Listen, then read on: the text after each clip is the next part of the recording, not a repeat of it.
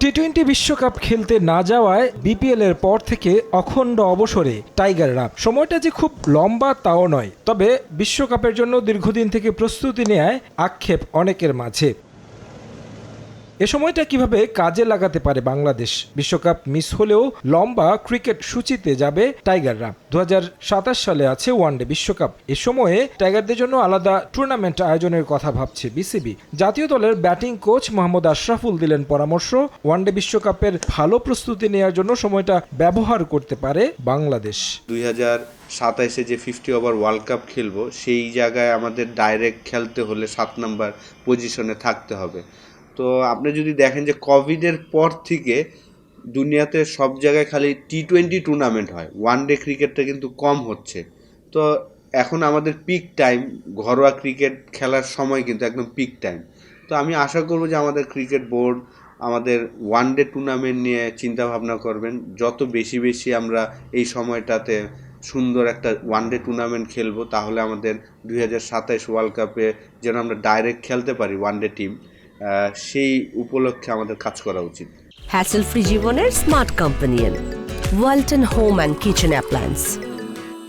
এবারের বিপিএলে সেরা রান সংগ্রাহকের তালিকায় বেশিরভাগই ছিলেন দেশিরা, যেখানে নজর কেড়েছেন পারভেজ ইমন, তাওহিদ হৃদয়রা। তবে দারুণ শুরুর পর ইনিংস লম্বা করতে না পারার আক্ষেপ ঝরল অ্যাশের কণ্ঠে। পারভেজ ইমন খুব চমৎকার ব্যাটিং করেছেন, এভরি গেমেই সে চমৎকার স্টার্ট পেয়েছেন।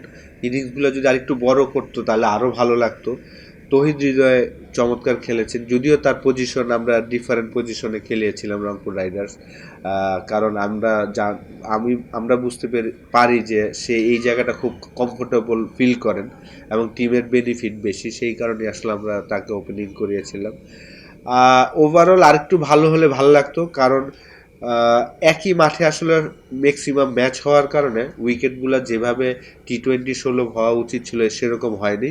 কিন্তু এত লো স্কোরিংও না যে 130-130-এর জায়গায় ইজিলি আপনি একটু স্মার্ট হলে 150 করা সম্ভব ছিল, ওই জায়গাটা একটু মিসিং ছিল। বল হাতে মুগ্ধতা ছড়িয়েছেন তরুণরা, মুস্তাফিজ, শরীফুল, তাসকিনরা পরীক্ষিত। সেই সঙ্গে রিপন মণ্ডল, সাকলাইনরা বল হাতে রেখেছেন কার্যকরী ভূমিকা। নাহিদ রানা ফাস্টেস্ট বলার, সে চমৎকার বল করেছেন কিছু কিছু ম্যাচে। হাসান রেগুলার ভালো বল করে গিয়েছেন। আর যারা আছেন তারা তো তাসকিন, ওরা তো প্রুভেন প্লেয়ার, তাসকিন, মুস্তাফিজ। নতুনদের মধ্যে যদি বলি সাকলাইন এবং রিপন মণ্ডল, এই দুইটা প্লেয়ার। রিপন মণ্ডল যদিও অনেক দিন ধরে খেলছেন, কিন্তু সাকলাইন কিন্তু এই প্রথম তার বিপিএল খেলা হলো। লাস্ট 2-3 বছর ধরে সে রংপুরের হয়ে ফার্স্ট ক্লাস ক্রিকেট খেলেন।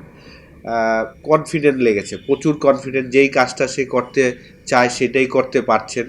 বলারের এটাই একটা বড় গুণ হওয়া উচিত যে আমি যেটা চাচ্ছি সেটা আমি ডেলিভার করতে পারছি কিনা। বিশ্বকাপের এই সময়ে ক্রিকেটারদের ভুল ত্রুটি নিয়ে বিশেষ ক্লাসের আয়োজন করা যেতে পারে, যার মাধ্যমে টাইগারদের স্কিল আরও শানিত হবে বলে মত আশরাফুলের।